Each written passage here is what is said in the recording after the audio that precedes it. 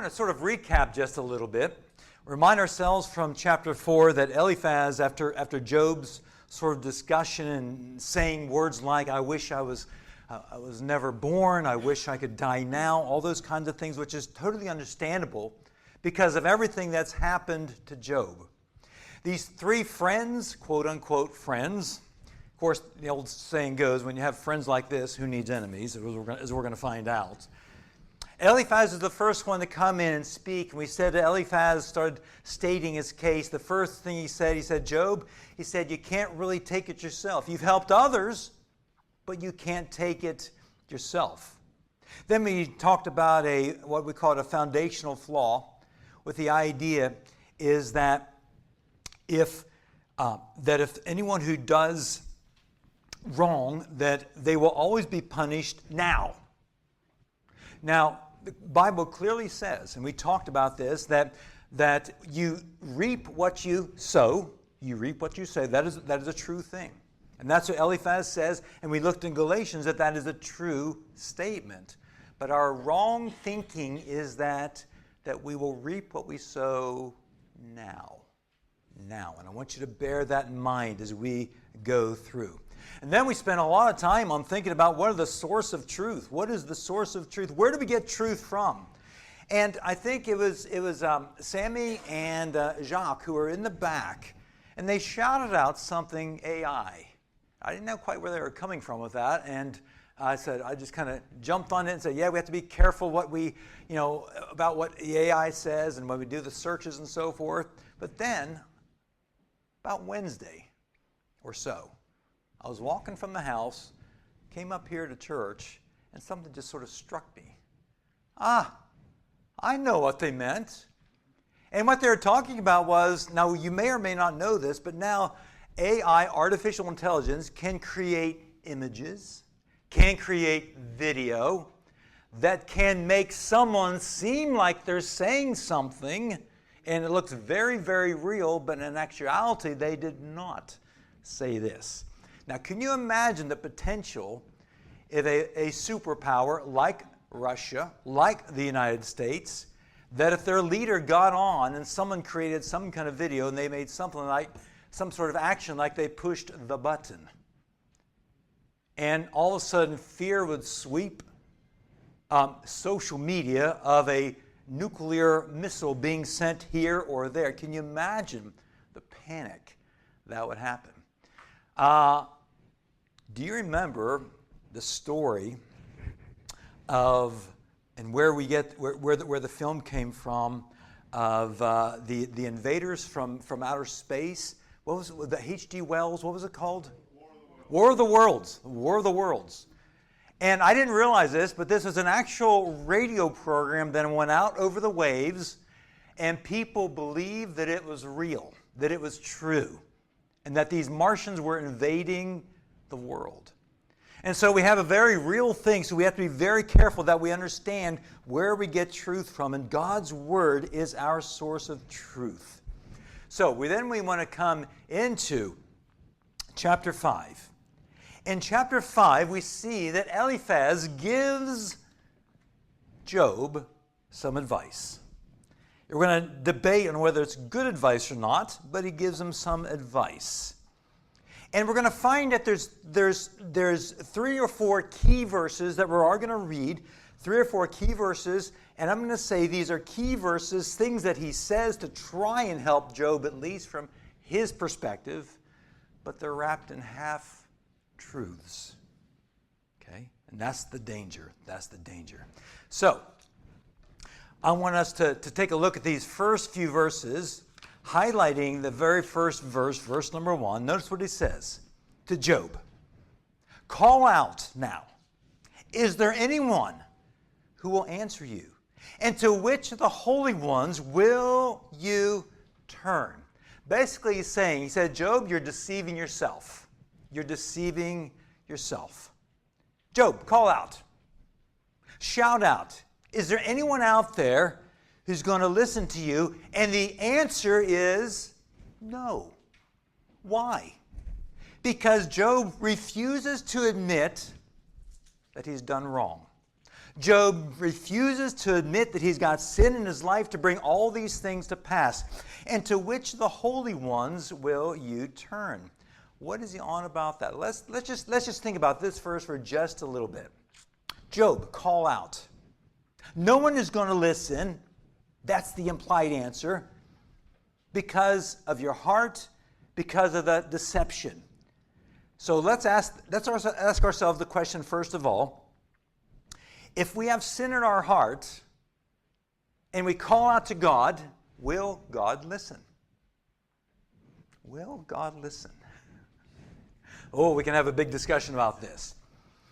If we hold sin in our heart, if we have wrong in our heart, we call out to God, will God listen? Well, we can't have a blanket yes or a blanket no. God knows our heart. But Psalm 66, verse 18 does say this, if we hold sin in our heart, the Lord won't hear us. Ooh, that's pretty rough, isn't it? Now, what does that mean? Does that mean that for the Christian that God sweeps us away because we hold sin in our heart? No. But as a loving Father, He will want us to get our hearts right with Him, right? So, I'm not saying that God will hear us in all circumstances or won't hear us, but the idea is that He was saying, Job, no one's going to listen to you because look at the sin, look at what you've got yourself in. The problem is when we see the outside circumstances, we have to be very careful about assuming the reasons for the outside circumstances, right? Eliphaz sees everything that's happened to Job, and he assumed Job had sin in his heart, that Job had sin in his life. God could be bringing spiritual discipline, but not necessarily. And that's part of the whole problem here. So just be aware that the biblical idea is that if we do have sin, hold sin in our heart, we don't have the fellowship with God. And I want to make a difference now between relationship with God and fellowship with God. Relationship with God comes when we open up our heart to Christ and we receive the forgiveness that He has. The Bible gives us a term for that. The New Testament, chapter 3 of John, says that a person is born again. And that word gets a lot of misunderstanding. That word actually means born from above, comparing with a physical birth, a born from above, a spiritual rebirth. So a relationship is established with God. However, if as a believer we start to wander away, as sometimes we do, right? Sometimes we do, the fellowship will kind of go down.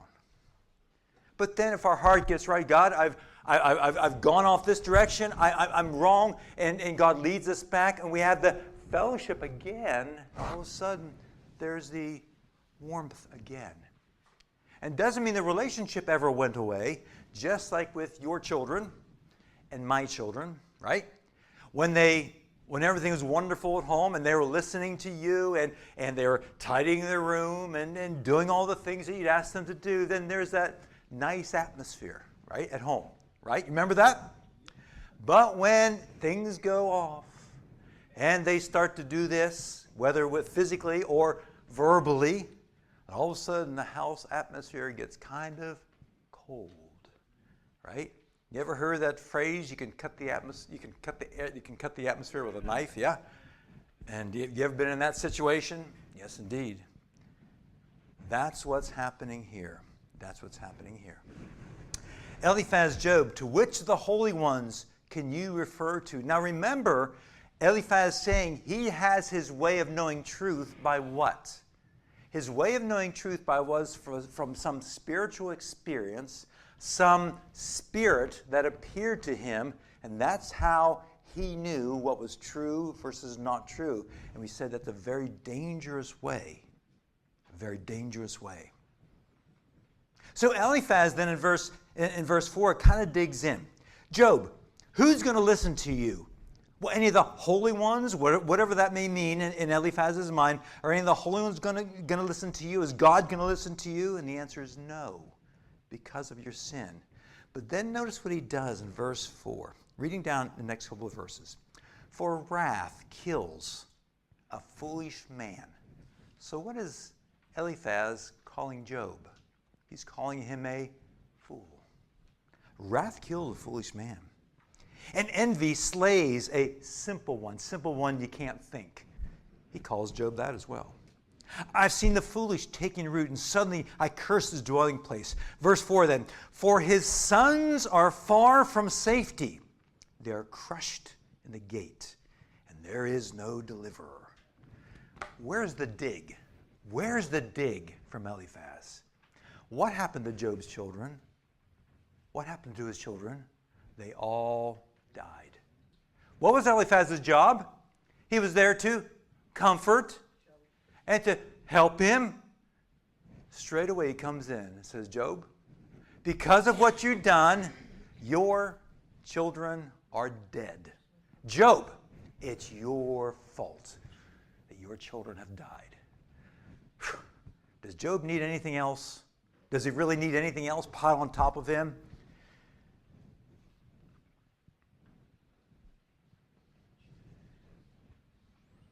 Because the hungry eat up his harvest. Even it's taken from the thorns. The hungry eat up his harvest. What happened to Job's crops? They were destroyed.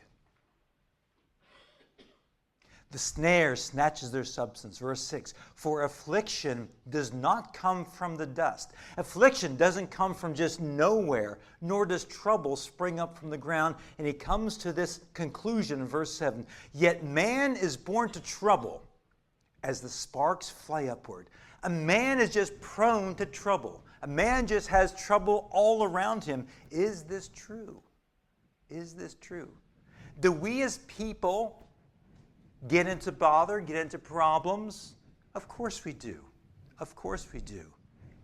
But here again, his error is that assuming that this is the reason that this is happening to Job. So once again, Eliphaz is giving a partial truth, which is the worst kind because it's mixing up truth with error. Yes, God can bring discipline, absolutely. God can allow things to happen, but we need to remember that if you're going through something right now, if you're going through battles right now, it could be God's trying to get your attention.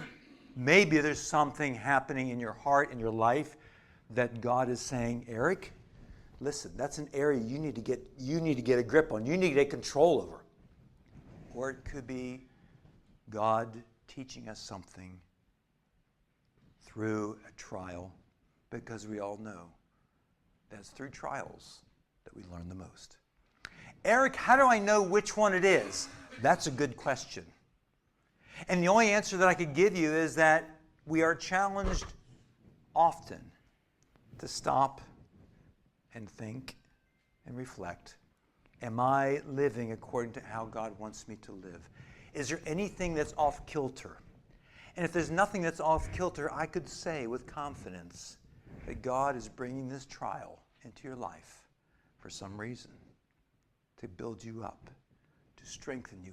Eric, it doesn't feel like I'm being built up. It doesn't feel like I'm being strengthened. Listen, if you will persevere, can I just say, and I don't try to bring this up often, I really don't, but I can say that I do think on the back end of this cancer diagnosis, I think I'm stronger, more focused, more, how can I say,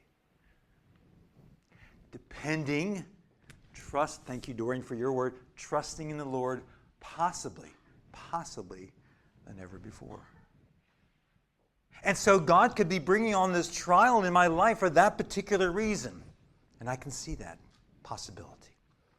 Job, you're deceiving yourself in verses 1 through 7. But then he comes on in the next few verses, verses 8 through 16, and he gives him a sermon on God. He explains some things to Job about God, starting in verse 8.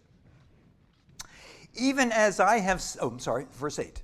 For as for me, I would seek God. And to God I would commit my cause. So he says, Job, what's he saying? He's saying, Job, if I were in your shoes, this is what I would do. Is that a wise thing to say or a foolish thing to say? And why? I'm going to suggest that it's a foolish thing to say, because is Eliphaz in Job's shoes? Absolutely not. Please do not say, well, if I were in your shoes, this is what I would do. It's okay to give counsel and help us on that, if they ask. But please don't say, well, if I were in your shoes, this is what I would do. It's hard to know, truly. And this is where we talked about the difference between sympathy and empathy. Sympathy can have compassion on someone, but you've never been there. Empathy can say, Severus, I know what it's like coming to England from another country and the challenges. Okay? That's the difference between sympathy and empathy. Job, if I were in your shoes, this is what I would do.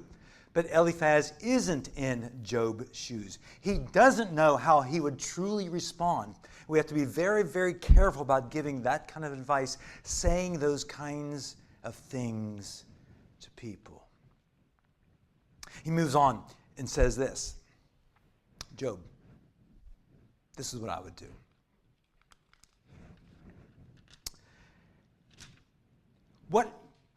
God, who does great things and unsearchable things, marvelous things without number.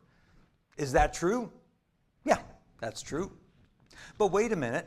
Coming back to verse 8, let's pick up on something that we missed out on. He says, for as for me, I would seek God. To God I would commit my cause. Now, we're going to find out as we move on that Job and the others, but particularly Job, is going to want to challenge God to a day in court. And throughout Job, there's all kind of legal terms and challenges throughout the book that Job wants to be able to challenge God to bring his evidence on why the things have happened that have happened to him. But here's the very first instance of an idea of challenging God and committing his cause and his evidence of why things are the way they are. The first time. But throughout verses 9 and 10, let's just see if what Eliphaz says is true. God, verse 9, who does great things and unsearchable, marvelous things without number. Is that true? Yeah, absolutely. That's what God does. Verse 10, he gives rain on the earth and sends waters on the fields. Is that true? That is true. That is true. All these things that God does, that he shows us, is absolutely true. How about this? How about this? Verse 11. He sets on high those who are lowly. Those who mourn are lifted to safety. So those who are proud, he brings down. Those who are sad, he lifts up. Is that true? Is it always true? Is it always true now in immediate time? This is the problem. This is the problem. He frustrates the devices of the crafty, so their hands cannot carry out plans. So those who are evil, he stops them. They meet with, he snatches the wise in their own craftiness, and the counsel of the cunning. And now realize Job's going through a lot of poetry here, so the words can be challenging, what he's dealing with. Verse 15, he saves the needy from the sword, from the mouth of the mighty, and from their hand. So the poor have hope, and the injustice shuts her mouth. What is he saying? He's saying throughout all those verses, 11 through 16, God cares for the needy and puts down the proud. Again, is that true? It is true. But it's not necessarily right now. See, what we need to understand throughout the entire book, God has a perspective of all eternity, right? And we have a perspective of right now. Something happens, and we don't understand it. and we're going through a trial, we're going through a difficult time, and we say, why is this happening to me right now? And it's because of the emotion, it's because of all these kind of things happening to us and coming at us that we get so frustrated. And we think and we can't understand. Why is this person over here seeming like they don't care anything about God? They don't attend church. There's nothing spiritual in their lives at all. And it just seems like they have no problems. They have nothing. It seems like it. But look what's happening to me. Look what's happening to my family. That's what Eliphaz is saying. He's saying God cares for the needy. He puts down the proud. He does it all the time, and he does it immediately. Half truth. Half truth. God will sort it all out. He will. But it doesn't necessarily mean it'll happen now. Not necessarily. But then, as he completes his sermon on God, he comes into this next big section. This will finish up with this. Starting in verse 17, rather. Excuse me. He says in verse 17, he says, "Behold, happy is the man whom God corrects. Therefore do not despise the chastening of the Almighty." He says, Job, don't despise, don't put down God's correction. Is that good advice? Is that good advice? It is good advice. That is good advice. Job, if God's trying to correct you, accept it. Actually, if you turn with me quickly to Hebrews chapter 12, you can see something that we're given here. Hebrews chapter 12, verse 5 and 6. A quote from the Old Testament, actually. Hebrews 12, 5 and 6 says this.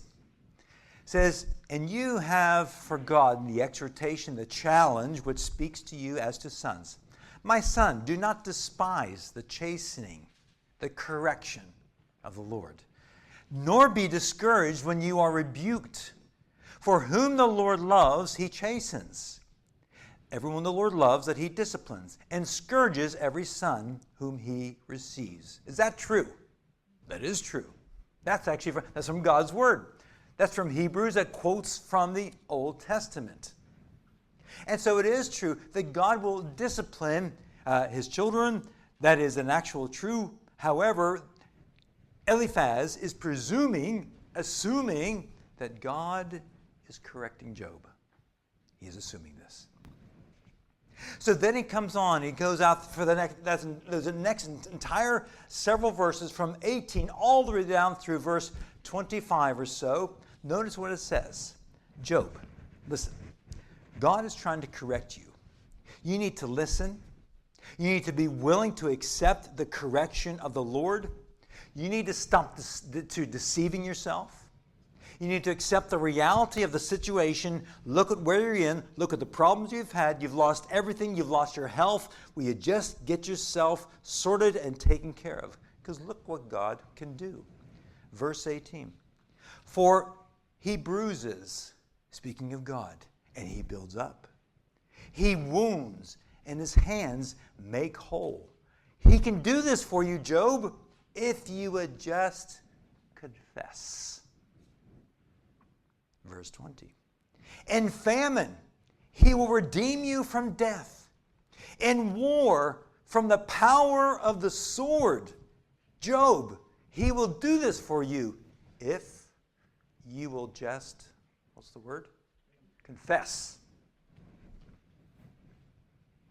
Job, verse 21. "You'll be hidden from the scourge of the tongue." You'll be hidden from the things that people say, because people are saying things, Job. Rumors are going around the village. The ladies are talking down the market about what you've done. "And you shall not be afraid of destruction when it comes." What happened to Job? He had lots of destruction. Job, you will be able to escape all of this if you would just confess.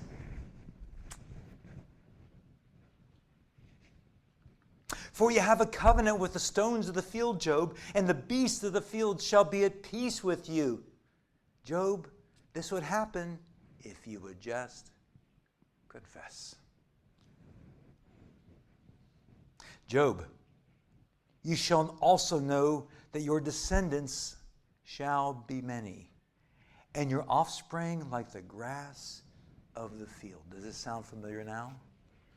Job, if you would just confess, you'll have many children. But my children died. Job, I've already said that you're at fault. Now, God can sort that out as well, but you need to get past that.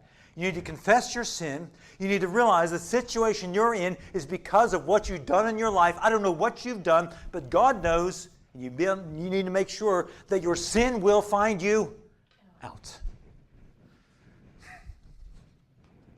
How tragic is that? How tragic is that? Then Job, verse 26. You shall come to a grave at full age, and as a sheaf of wheat opens in its season.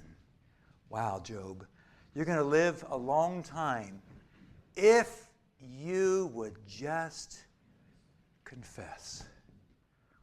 Now, if you were Job, what would you be doing by now? What would you be doing? What should Job do? What should he do? Should he be thinking, is there something in my life? After everything that Eliphaz has just got done, is there something in my life? God help, is that a good thing? It is a good thing. But then as Job maybe have gone through all this life from his youth into his teenagehood, into his young adulthood, into where he is now, he's thinking, I've tried to serve the Lord as best I can. I've tried to be a good father. I've tried to be a good husband, not perfect, right? I've tried to be a good owner of businesses. I've tried to treat my servants and my workers well, and going through all these things, and I don't get it.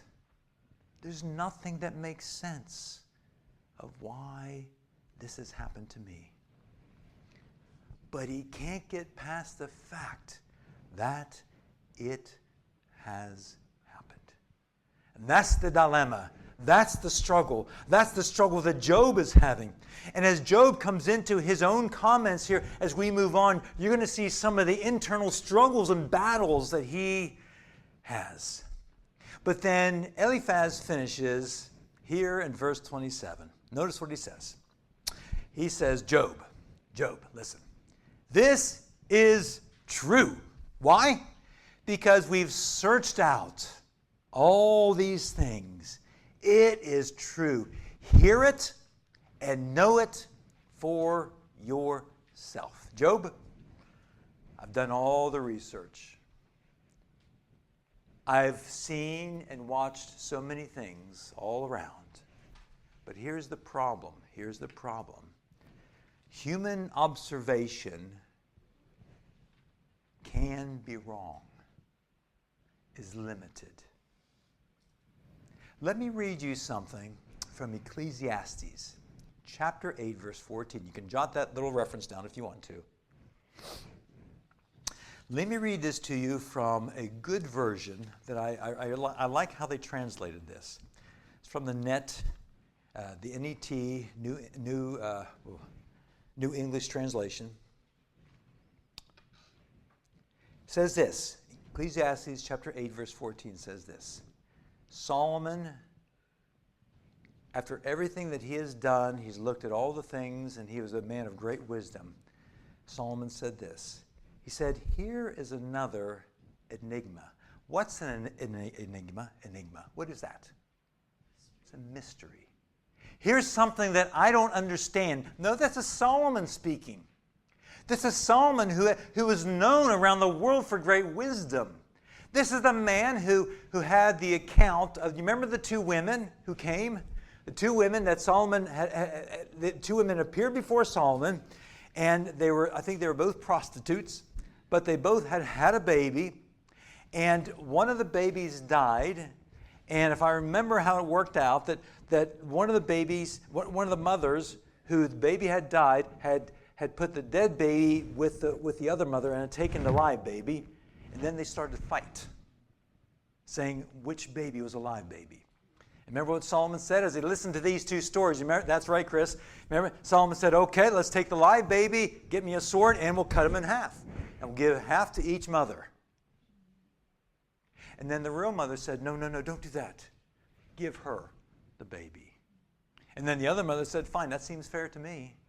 And Solomon in his great wisdom said, give her the baby. Because the true love of that child would rather give that baby away than see him or her die.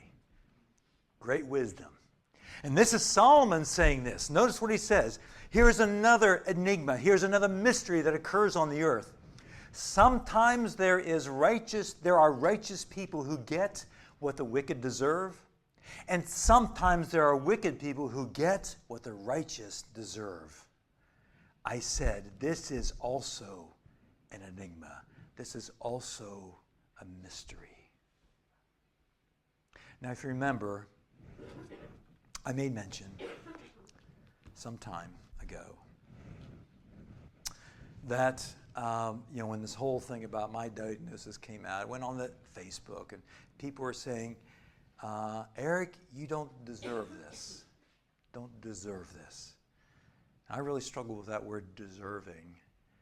God is the one. God is the one who directs all these things. And he brings them, as we said earlier, he brings them along for a purpose. God is not without purpose. He has a purpose in everything that he allows to come into the life of a believer. But then it's our choice on how we respond to it. Now, I don't know what you may be dealing with right now, personally, physically, in your family, in your finances. I don't know. So there's two areas of struggle. Number one, don't allow yourself to beat yourself up, right? Now, I'm good at beating myself up. I'll tell you that right now. I've got an A level in beating myself up, okay? I went to school and I'm very skilled at beating myself up. And I've had to learn through a long period of time that God will allow things to happen in our lives, in my life, in my family's life.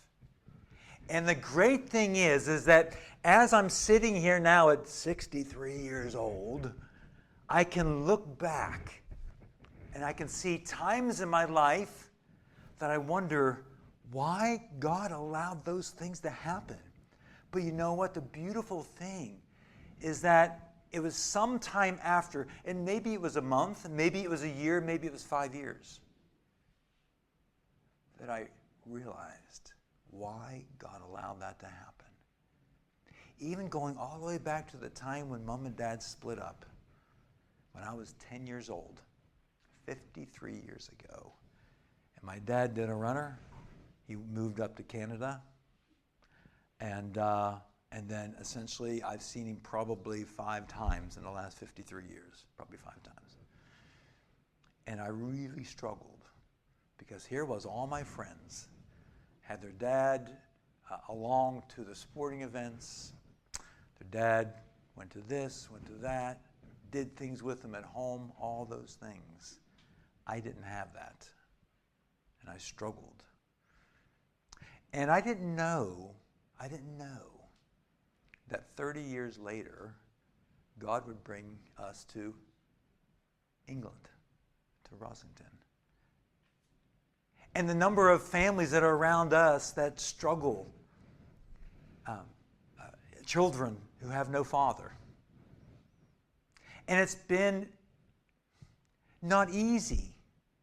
But I can see now why God would allow such a thing, even though it was as unpleasant as it was, as difficult as it was, and still is difficult. But in the grand plan, in the grand scheme, I've been able to truly say to many of these children and to teenagers, I understand. I understand. And so I've had a real heart for those who would sort of allow me into their world just a little bit, to try and be a little bit of that kind of a figure. A little bit.